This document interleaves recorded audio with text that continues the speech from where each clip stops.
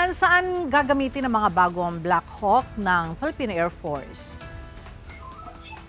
Ella, magagamit ang mga ito sa troop at personnel transports, search and rescue, humanitarian assistance at disaster response operation. Formal nang itinurn over sa Philippine Air Force ngayong umaga sa Villamor Air Base sa Pasay City ang 7 bagong S-70I Black Hawk helicopters. Ito na ang huling batch ng 32 unit na kontrata ng Philippine Air Force noong 2022 na nagkakahalaga na humigit kumulang 32 bilyong piso.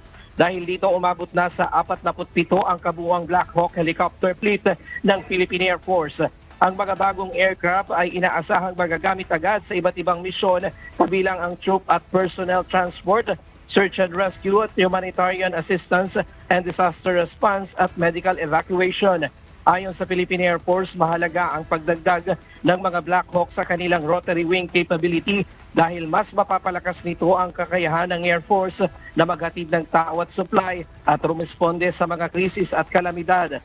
Ang 7 unit na itinurn over ngayon ay dagdag sa 20 unit na na-deliver noong 2024 at 2025 at 5 units naman na dumating noong Enero ngayong taon.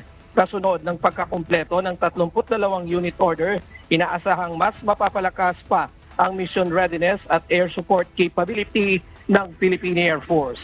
Diyan muna ang latest mula dito sa Villamor Air Base sa Pasay City. Balik sa iyo, Ella. Maraming salamat, Ryan Lacanlale.